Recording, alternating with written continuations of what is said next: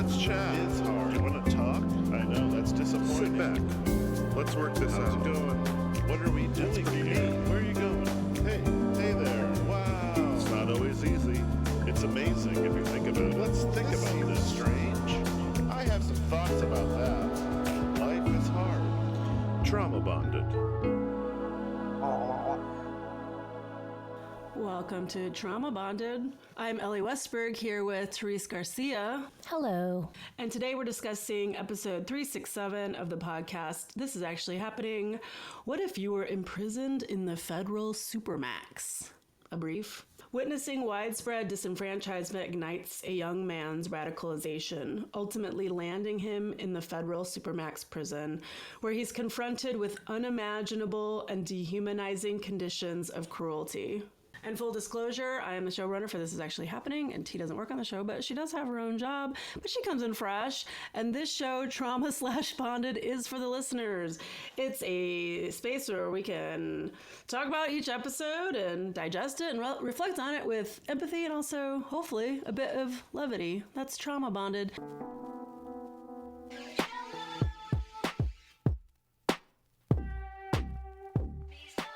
T, what stuck out to you is the heart of Eric's story. I chose one word for the heart of the story today, Elly, and that word is serve. Serve and stay. Serve and stay, as they say in pickleball. That's why I chose the word serve. Not to be confused with spray and pray. That's right. Side note, Elly and I have been playing a lot of pickleball. Actually, I chose the word serve because of Eric's story. Eric's life has been shaped by what it means to serve and by those who have distorted that role. Ooh. Thank you. Guards, religious folks, police, government officials, they've really harmed instead of helped. Eric served time for his actions, and now he's serving others with greater purpose. That's why I chose the word serve as the heart of Eric's story. A+. Oh, thanks. I love a person like Eric.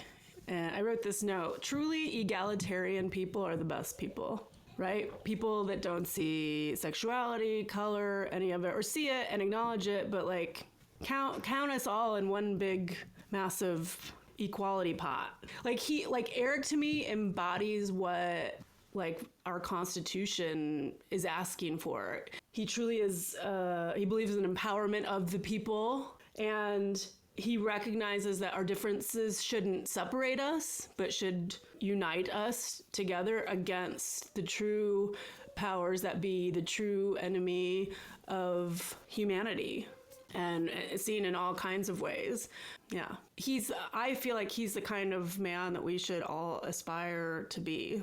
Someone that has his priorities straight as far as like, or whose perspective. Oh my God, I'm so tired. Do you know what I'm saying? Like, his perspective is the right one. We shouldn't be fighting against each other. We should all be looking upward at the government going, what the hell are y'all doing? Right? Like, he embodies that. And I love that. Like, and he embodies it so hard that he can't just be apathetic. Like, he has to act. Okay, throwing a couple molotov bombs at a federal building, obviously not the greatest of ideas, but the intention behind it was pure, you know? Just like any violence that we see in protests or looting or whatever, it's not people's aim. It's not for violence sake. It's because people feel so angry and they're tired, and sometimes it feels like peace doesn't work, and there has to be real resistance to really motivate change. He embodies that. Don't you think it's interesting that we did this episode this week, and last week we did sort of the opposite, like the whole lawman episode with Scott? Yeah.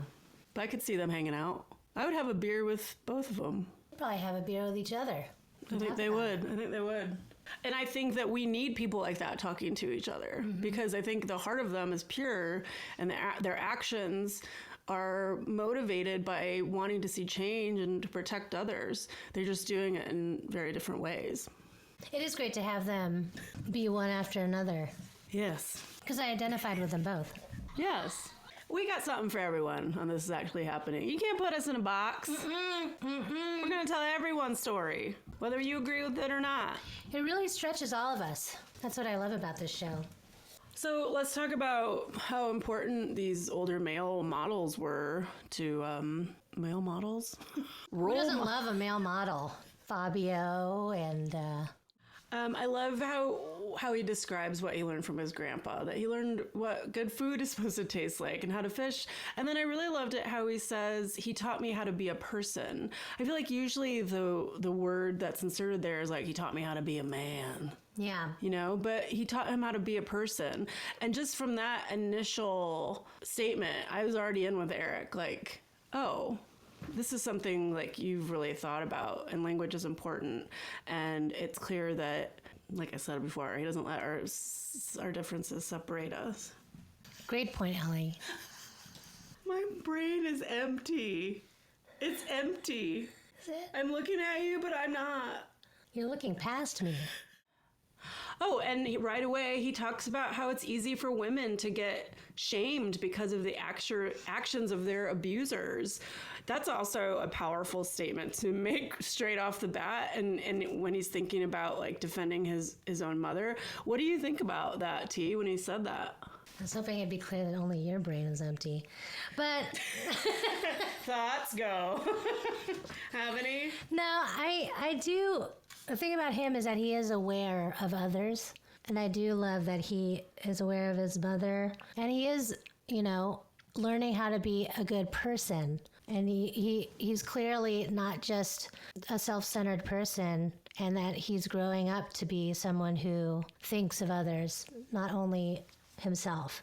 And that happens from the beginning. Yeah. I mean, so he sees his mom go through a ton. His brother seems to be facing down some demons of his own.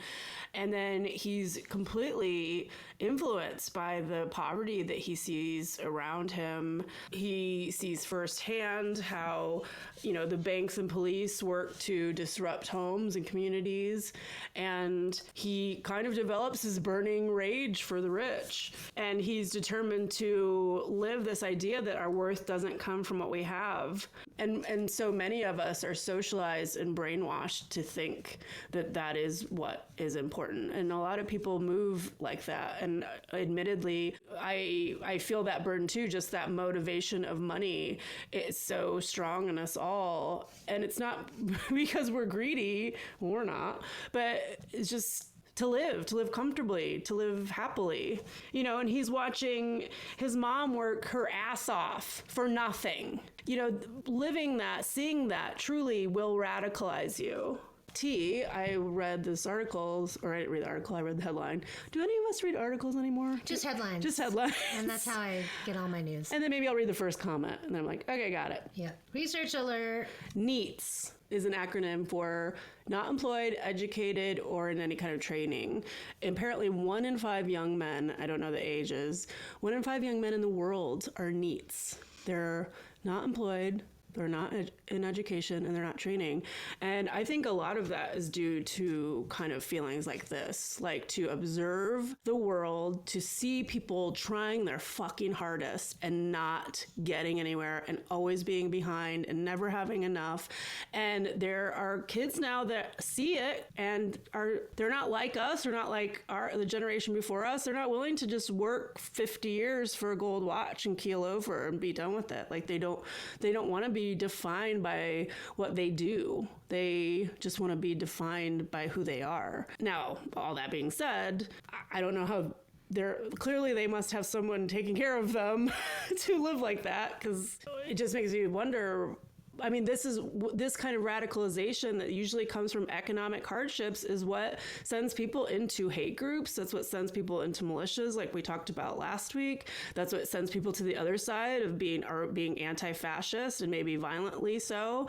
And I'm not levying judgment on that. I'm just saying, when you feel extremely about something and you aren't willing to play the game that the status quo demands that you play, you have to have a place to land. And these groups will suck you up into it. So when we deny young people opportunities and tell them that no matter what you do, you're fucked, we're setting up our future demise, basically, because they will be accepted somewhere, and it will be the people that we don't want to accept them. Yeah, I mean, if you're just like, all right, I get it. So if I work and all I'm working for is to pay for rent and pay for my own food, and I'm pretty much starving and only paying for my rent. Is that living? Is that life? And it totally sucks. Or I could just live in my parents' house and it's already paid for and not do anything, and I'm still fine. That's not bad, you know? But it's not a solution. Yeah. You know, that's why you wonder what happens next. Like Yeah. when you're a young man and you're doing that, it starts to look less cute when you're 30 and doing that. And it starts looking even less cute when you're 40 and doing that. And at some point your parents are going to die. And then are you going to just live off of someone else that's suffering? I mean, what is the end game here, dudes? I mean, I think everyone just wants to be an influencer. That's such a boomer thing to say. But I get it, man. I refuse to work in an industry I was in for 20 years. I'd rather, I shouldn't say too many things out loud, what I'd rather do, but I get suffering a little bit financially so that you don't have to work in a job that you hate. Like, I get that completely. I live that life. I start over and start new all the time, and it has set me back financially. But I'd rather be like that than be in something that I absolutely detest doing every day, all day. So there has to be a passion to find. Otherwise, you're gonna start trying to figure out how to make molotov cocktails. You know what I'm saying? What did you think about the anecdote that he told about vandalizing his neighbor's house that he perceived as being wealthier than them? That was sad. When he says that it truly deeply changed him, I Yeah. believe it, because he never did anything like that again. Right. But everything looks bigger, better, right? Like even just a little bit. Oh, look at that watch that person has. Look at that. The nicer shoes, the bigger house, the nicer anything. It's like everyone's has a luxury better than yours, Yeah. you know? And then you don't know that they're actually struggling, that there's something else going on. You don't know their story, you know? Or maybe it was gift, or maybe they're in debt up to their eyeballs. Oh, yeah. Like, you don't have know. no idea. But in that moment, though, when he heard the family testify, it really, truly, deeply changed him. And he wanted to keep acting, but he knew that that wasn't his enemy. Like, that really solidified it. My neighbors are not my enemy. It's the people that have put me in this position to be poor are my enemy. They want us to fight each other. That's right. Let's not do that. It's just so easy, though. There's just so many idiots. Mm-hmm. And he establishes like a nice little routine for himself. It sounds like he was really, really doing really well in high school. He says 13 to 16, like he was killing it. Getting up every day, reading the rosary. Wait, read it? You Pray it. Pray it. Praying the rosary. Reading the rosary. You don't even. What are you talking about? Like reading tarot cards is basically the same as far as Reading I'm beads. concerned. Yeah. I'm going to go outside and read the cracks in the sidewalk. I mean, that's the same fucking thing as reading your rosary as far as I'm concerned. But he was really obsessed with religion and athletics, and both of those things can be really good at keeping your attention and keeping you grounded until they're not. Right? He could have been a hardcore influencer. I'm just saying, like a boxing monk. Yeah, it's weird, but it's cool. He wanted to be good. He wanted to be a radical priest, and he wanted to be a pro boxer at the same time. And it's weird, but he felt like he had life on easy mode those years. He felt privileged for the first time in his life. But then the big old fucker comes along, cancer, and it kills his father, his newer father, who dies at 50, which scared the shit out of me. Even though Eric was putting all of his little bricka medals, the Catholic medals of the saints. So superstitious. So dumb. Yeah, there's so much superstition there, though. I forgot about that. It's like my mom used to do that too, with all her circles and polka dots, and I don't know why there was so many. It's like that. Yeah. It's not supposed to be like that, religion, that when something bad happens. I don't think the brainwashing didn't go far enough there. Is that what's going on? What? Well, because when bad things happen, I'm surprised at the praying away or aren't you supposed to be able to like loop it, or there's ways to convince yourself that it was a good thing, right? You guys do something like that. I guess the Catholics don't do that. What do you guys do? We would say things like, well, we don't know all of God's plans. Yeah. Everything will be revealed in time, but we have to trust that this challenges we're supposed to... Yeah, it's all bullshit. But Eric, bless him, he's like, no, I was told that these saints are supposed to heal people. And no, it didn't happen. So guess what? Fuck you. Yeah. You're supposed to do better with... I think the Catholics are more superstitious than the fundamentalist Christians or something, because we were Catholic, so we were very... it's all just different ways of negotiating the idea of hell, right? You have your ways of doing it in Catholicism. We had our ways of doing it in funny nonsense Christianity. Like, it's just everyone's avoiding hell in their own special weirdo way. But guess what? Once you get rid of hell, you don't need the other stuff. That's true. Just get rid of hell, y'all. Do you still have heaven? Sure, heaven's fine. Okay. Why not? It's just silliness. And then a couple of months later, Grandpa dies. Yeah, and that seals the deal. And Eric is appropriately questioning a religion that constantly tells him the saints will help you. So he's saying, where are the saints at? Where are the saints at now? And they didn't show up. Guess what? They were there. And he ends up on opiates. He tried to OD on cough syrup pills, which those are like gnarly. Those are hardcore. Even taking 2, I can sleep for 10 hours easily. Did he take 40? Is that what he said? He said he saw hell, and I believe him. And then by the time the early 20s came and the Catholic rape problem was revealed, that was the final straw for him. That's got to be the last straw. He saw it finally as the sham it is. I was already out when that was all happening. I was like, duh. I was like, okay, what am I, taking crazy pills over here? Are we all out now? But people are still hanging out. I'm like, really? You're still? Yeah. My mom's still there. I'm like, really? You're still sticking around? Okay, good. Great. Really? Did you see this? She's like, no. Now it's fine. Totally fine. It's fine. Totally normal and fine. No, it's fine. Those kids will be fine. My cousin's a priest. No, it's fine. As long as my kid wasn't touched. Yeah. Fine. Yeah, that's it. That's what it was. So really, Eric he desired above all to live an anti-capitalist life, and he lived rough, and he dumpster dove, and he engaged in acts of property damage. He couldn't bear seeing his unhoused friends arrested for not having a home and then thrown back on the street to go to their no home again. Being a witness to this way of life changes you deeply.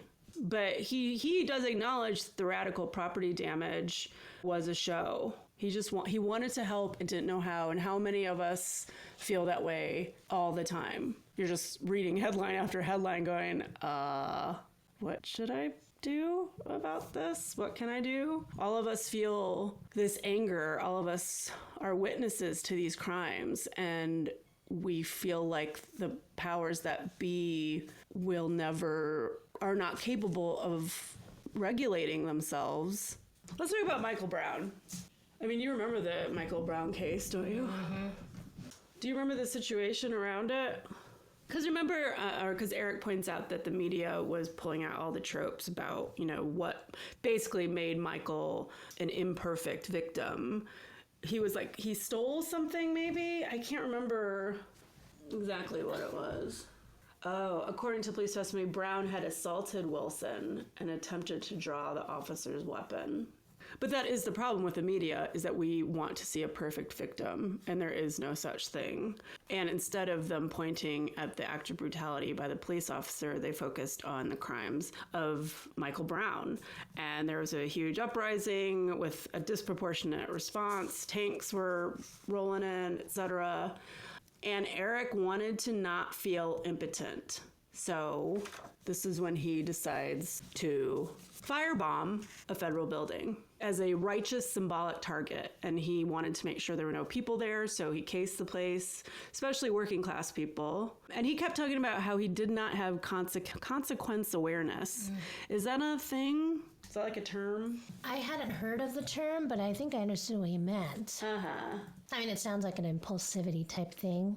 Research alert. Yeah, I don't know. Read about it. No research alert. Do your own research alert. He felt like James Bond. He couldn't even get the thing to the building. It sounded awful. Which, good thing. I mean, considering he got 10 years for getting it near the building, No, it's a good 4 thing. feet away. Yeah. He says to himself, you bum. And it's all over the news, and his idiot friends are texting him. Facebook. I mean, do they not realize that all of the powers that be are scouring these places, finding out who did it? Can you not? Like, shut up, bro. I don't know what you're talking about. What do you mean? Yeah, who is this? Who are you? I thought it was interesting that when he was getting arrested, the thought that went through his mind was, did I make enough of my free time? No. I guess not. But I know a way to make you cherish your freedom. Go without your freedom for a while. I thought it was funny how he characterized Occupy movement as just poor kids camping. Do you remember when it was happening in downtown Oakland? Yeah. I'm sure we've already talked about this. How I would like pick up the sign and just walk with the march to get so to you my could get apartment home. safely. And the sign had like 1 billion words on it. Like, the thing about Occupy, it was this general feeling of people, what he's talking about, people being mad, but not even being able to accurately express the one thing they were mad at. They were mad at so many things. So bad. And that's why it was sort of a failure in a lot of ways, is because it didn't have a centralized message. But I think it did wake up people to go, oh, we're all mad. But let's figure out what we should be mad at, probably. But I feel like MAGA is born from the Tea Party, right? So maybe a current resistance is born of Occupy. I don't know. These things have like stages. Tales old as time. Yeah, I'll grab a sign, yeah. Private holding facilities are bullshit. Why does the federal government pay a private company to run prisons? When profit is on the line, humanity goes out the door. Okay? Pure and simple. And we as citizens should demand, at the very least, oversight. This is why capitalism unregulated is bad, because it will always take advantage of the weakest. It can't help itself. Toilet water after pepper spray. What the fuck? Yeah. Yeah. Is toilet water clean? Is it potable? Well, not to drink. I don't know that the water that goes to toilets is potable. No. But is it good to splash maybe after pepper spray? Probably not. I just got to thinking a lot about it, the way he was describing it. It sounds awful. I mean, I doubt the toilet water in a private for-profit federal prison is not potable. I would probably guess that. When my dad was on his deathbed, we were in the hospital, I mentioned that there was some water there that wasn't potable, and my whole family turned to me and they're like, what is that, Elly? That's not a word. I'm like, potable? What? And Have they not gone camping before? I think that's where I first learned potable. They still don't really believe that it's a word. And I'm like, camping. You don't have to believe it. I brought up another word to my sister when she was training me on Canva, and she was like, what's that word? Oh, I'll have to look that up. I don't know what it was. Oh, ampersand. Oh, really? Because we were... But she knows what an ampersand is. I mean, she's seen an ampersand. She's never heard the word ampersand. Okay, but she knows what... She's seen an ampersand. I said, do you just call it the and symbol? And she said, yeah. I said, you've never heard the word ampersand? She said, no. I was like, I say ampersand like 10 times a day. Okay, maybe not that many. That's a lot. Right, it's a lot.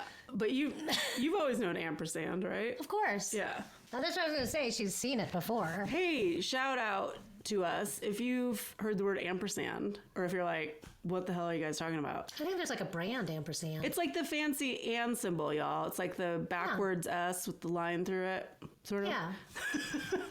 Anywhoosie, I think it's bullshit that it's $4.50 for a 15-minute call. Absolute bullshit. What happened? Don't we have? Why is this costing so much money? Is it MCI or something? 10-10-3-2-1 it, you know? Let's get some free calls. Oh, yeah. Can't think, yeah, what is it? Collect calls, right? Remember 10-10? They had all those commercials for different 10-10 numbers to get free long distance. Okay, no, I don't know that. Just dial 10-10-3-2-1, the number 1 and the number for free long distance. You don't remember that? No, but from prison you can do collect calls, right? But it's costing Rachel that, is probably what he's talking about. Rochelle. Or Rochelle, sorry. I was calling, okay. But yeah, he probably calls her, she accepts charges, and then you find out, oh my God, it's $4.50 for 15 minutes. Oh my The God. fuck? They get married. What do you think? Is 120 months a good deal for him? Do you think that he should give up 10 years of his life for throwing 2 bombs next to a building? Do you think it's proportional? I don't know the law, but nothing happened. What is it? What is the 4 feet? What's the law? I think that there's a crime and even... Intention. Intent to. And conspiracy. Oh, conspiracy. Like, that's how they'll get you. If, like, when it comes to terroristic acts... Oh, terroristic, yeah. It's probably broader in what they can get you for, because it's like, even if you're like thinking about being a terrorist, they're gonna get you, you know? Like, they can get you on that. Oh, yeah. Yeah. Okay. And they're probably going to give it a really significant, maybe It's symbolic. overwrought punishment. So they scare others. Exactly. Yeah, I As a gotcha. deterrent. Well, and then there's probably this fear too that if they don't lock them up for a long time, that if they got back out, they're probably going to try to do something else. Learn from their mistakes. Yeah. I mean, look it. Do it better. Eric was not the brightest bulb in the box when he sent a cartoon in the mail depicting one of his guards as being dead. Mm-hmm. Probably not the smartest thing. He had to know they read his mail, right? I mean, it's just not very smart. I think... It does seem like a threat. I was going to say, I think any reasonable person would interpret it as a threat. And Eric's like, well, that wasn't my interpretation, but why would you even allow it to be seen? Mm-hmm. I don't think he thought that through. I think he would agree that he didn't think that through. Let me ask you this, T. Is Eric a domestic terrorist? This is hard. What do you mean? Is he one? See, again, I'm confused because I don't know the law. Mm. But I guess he intended to. And if that's the law, then I guess so. But he didn't do it. If the government is moving in unjust ways against its people and the people react violently, is that terrorism? What'd you say? Sorry. I fell so asleep. hard What'd you for me say? Sorry. I fell asleep. What'd you say? Say it again. Do you feel like all of a sudden you're in a constitutional law class? I went to art school. Sorry. Say it again. I just want to say that. I can't remember what I said. I barely got it out the first time. I don't know. What do you think? You probably know better. What'd you go to school for? Let me ask you this. Oh, okay. Is Ted... Wait, who... Bundy? Who did the... Kaczynski? Yeah, is he the Unabomber? I was going to ask you that just now. Who did the Oklahoma Federal Building bombing? Is that the question you're In asking like me? 93. Was that the Unabomber? Is that the question you're asking, or are you going to have follow-up It's going to have a follow-up. Is he a terrorist? Yes. Yeah, that's what I'm going to ask you. So, yes. Right? I mean, it is characterized as the deadliest act of homegrown terrorism in U.S. history. Okay, yes. That was easier, right? Because, actually happened. It's just easier. So Did it. God damn. Oh, Timothy McVeigh. Oh, that's right. Then who's that other guy we're talking about? He's the Unabomber. I think he just sent, bombs in the mail or something. Why did Let's see why Timothy McVeigh did it. Because if we're talking about, it's about... Ted Kaczynski is the Unabomber. That's what I said. Oh. If we're talking about intention, if intention is part of it, let's find out why Timothy McVeigh did it. If it's about impact, i.e., he killed children, he killed people in this, people not only property damage, but people lost their lives. Is it about impact or is it about intention? Because the reason he did it, he said, it was an act of revenge against the U.S. federal government fueled by his anti-government beliefs and a desire to inspire revolution. I mean, you could say that was Eric's meaning for it as well, right? Anti-government wanted to inspire revolution. The intention's the same. It's just the impact is way different. Timothy McVeigh killed So kids. what's a terrorist and the intention, only the intention? Or the intention and the impact? I think if you look at Eric King's records, according to the government, what he did was considered a terroristic act. So it's the intention. Anyway, yes, I was a political science major, so... See? Then why are you asking the hard... I just want to know your thoughts about it. I didn't ask. I didn't want you to have to recite the Constitution to me. You could still have opinions, thoughts. But you can't have opinions about facts. Ain't that the truth? In prison, if you don't defend your life, no one else will. So he's justified in hitting a cop or a guard. Well, he's defending himself, right? I mean, apparently in that court case that he went to, and he said the thing, well, and the jury said, what about the thing? And they're like, Yeah. he's innocent. Well, but that's how they interpreted it. I was kind of surprised to find out that you're allowed to defend yourself against guards in prison. But that's... Why are you so stunned? Of course, that's self-defense. That was his whole defense. But Was you can't- self-defense. But isn't like self-defense against a police officer considered What? evading arrest or... Evading arrest? I don't know. Oh, but isn't... Oh.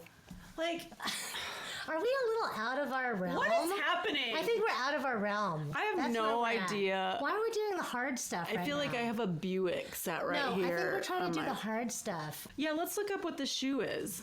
Research alert. So if y'all kept hearing Eric say shoe and you're like, what the hell shoe? And you're too lazy to use your little fingers to Google, I've done it for you. In prison, SHU, SHU, stands for Special Housing Unit. Ah, So so and it's special. It's essentially solitary confinement. So every time he talks about getting thrown in the shoe, which he talks about a lot, he's getting sent to solitary confinement, which is like cruel and unusual punishment. I don't think they should call it special. If we learned anything from the very special episode of Law and Order SVU, we know that solitary confinement is cruel, unusual punishment. Yes. The foreplaning, is that what it's called? Oh, jeez. Well, that's like medieval. Yeah. Like, what do they call it? Drawn and quartered? What the fuck? Did they do that to him? I was like, I don't think they did that. But that's basically what they were doing. Yeah, that It's sounds medieval. awful. He still has pain from it. They left him there for 7 hours. He pissed twice. Imagine that. Your arm being pulled out of its socket for 7 hours. And then he has to be in a cell with shit, no mattress, and a clogged toilet. Like, come on. I mean, do you lose all your humanity when you work in a prison? Like, what the fuck, dude? Oh, and then they put him on communication management because they don't like that he's getting support. And he gets his ass beat and the guards watch. Anyways, there's lots of transfers in the story and ants and no AC and general shit and abuse and beatings. And it's all very much what the fuck. No one deserves that ever, ever, ever, ever, ever. And then COVID happens.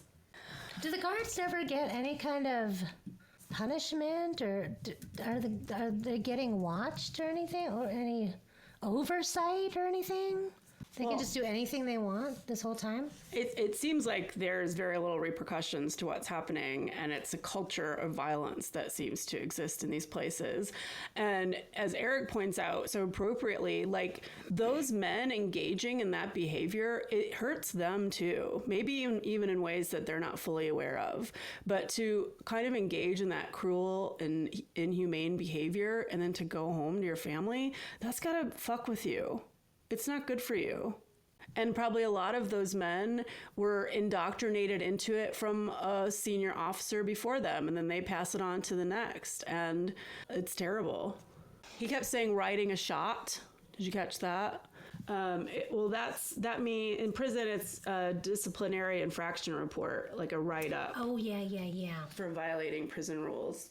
Yeah, I didn't know what that meant. And he wins at trial. We talked about that, and he just frankly said, I bet he was such a good witness on the stand. He points out that his wife's pictures have been ripped up, that the sheets are ripped up, and then you're blamed for it and charged for it. And he just, he's so articulate. He probably just made such an impassioned plea to the jury, basically like, put yourself in my shoes. Like, I'm already being detained and now I'm being treated thusly. Like, what would you do? And as we said, he was acquitted. He was being charged with fighting that one officer, right? Yeah.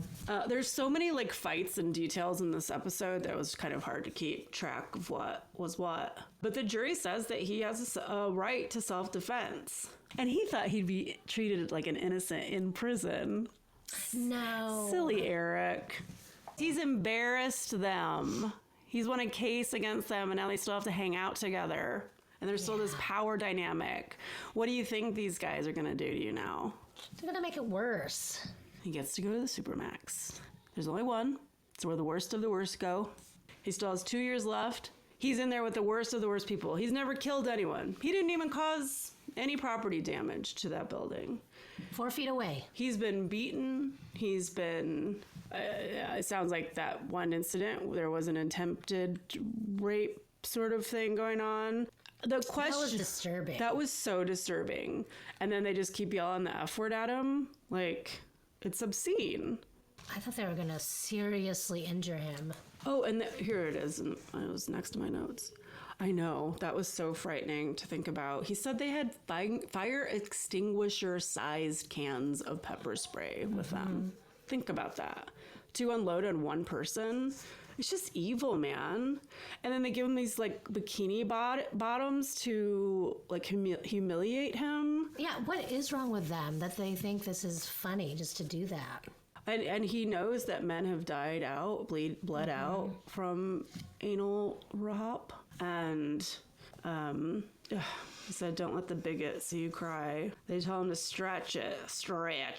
This whole scene, to be quite frank, the first time I heard it, I was shopping in Trader Joe's and I like had to pull over at like, I was like getting really upset. Oh, yeah. It's so emotionally. How can you just be listening to this at a Trader Joe's? You don't know what you're going to get. I need to be like, I don't know, like in a fetal position under my covers whenever I listen to these things. Like, you're just shopping. Yeah. That's why I had to pull over. No, it wasn't a good shop. It was not a successful shop. I got home and I was like, what did I even buy? You know, it was one of those. It's kind of, it is a wild juxtaposition to be like walking, you know, by hazelnut-filled cookies. Making and just eye contact with people. Hearing a F word. And you're like, oh my God, wait a minute. That wasn't going through my Bluetooth at all. They love joking about rape. And I look down, see a child, and like, Oh no. And this is when Eric talks about the male patriarchal brutality. The patriarchy causes this in men, and it's not good for them either.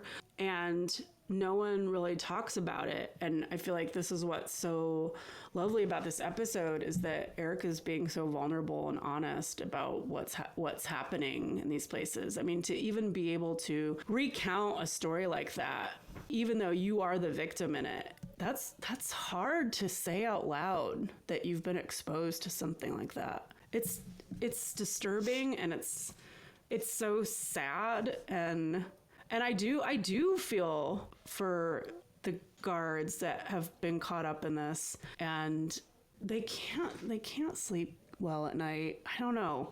I guess maybe you were a bully in high school, so you move on and you're a bully in the workplace and a private prison is for you. But hurting people should not make you feel good. It definitely does not. It's not a natural instinct, is it? He talks about how TV will rot men's brains. He sees it happen in these places. Oh, and then when he was talking about how they want you to forget your family, they want you to forget your favorite song. Like little details like that when he recounts like he made himself think about and remember a song we just take for granted that if I said, I want to hear, I don't know, Straight Up by Paula Abdul, like I'm having a hankering for it and I want to listen to it, I'll just look it up and listen to it right now. Yeah, totally. I can do that anytime I want. To not have access to anything and just only be relying on your memory. I mean, I'm listening to it in my head right now. Me too. Yeah. And watching the video. Yeah, totally. With a little dog with legs. And the tap dancing. Mm-hmm. And Arsenio.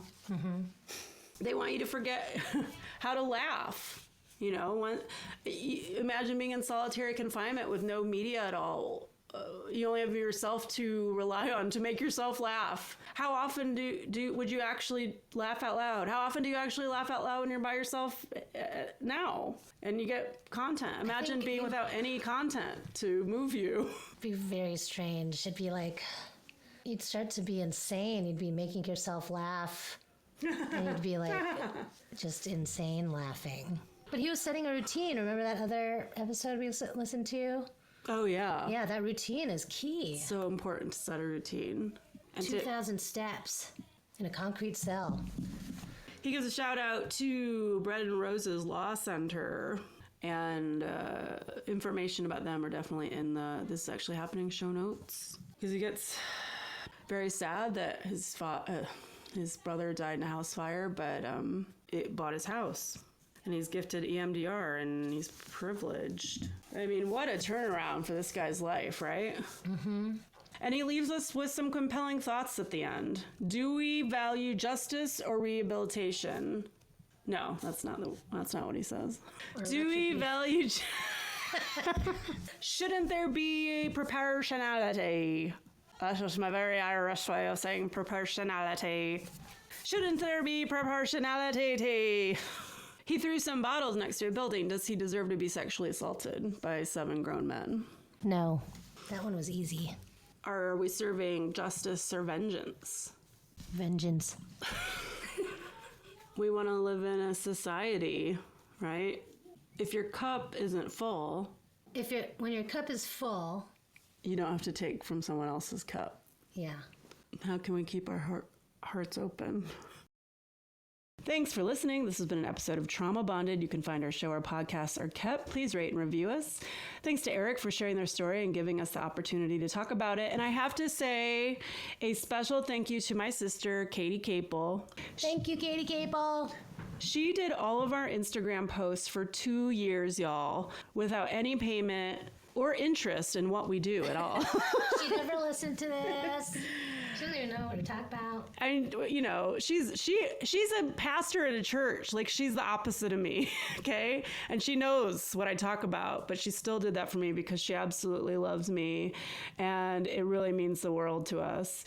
And she's trained me on this Canvas shit, so the new rules will be made by yours truly. God's help us all. And thanks to This Is Actually Happening team, including Whit, Missildine, and Andrew Waits, and the maker of our music and website, Nathaniel Tromboli, and thanks to Forrest.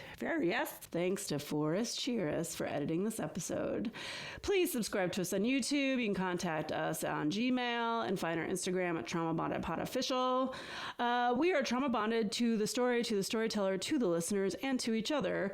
Thanks for spending time with us today. Love you, T. Love you, Elly.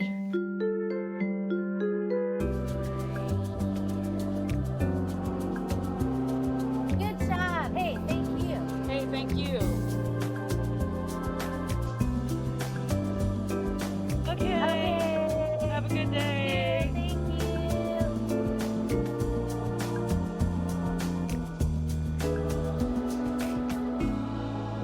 Trauma Bonded.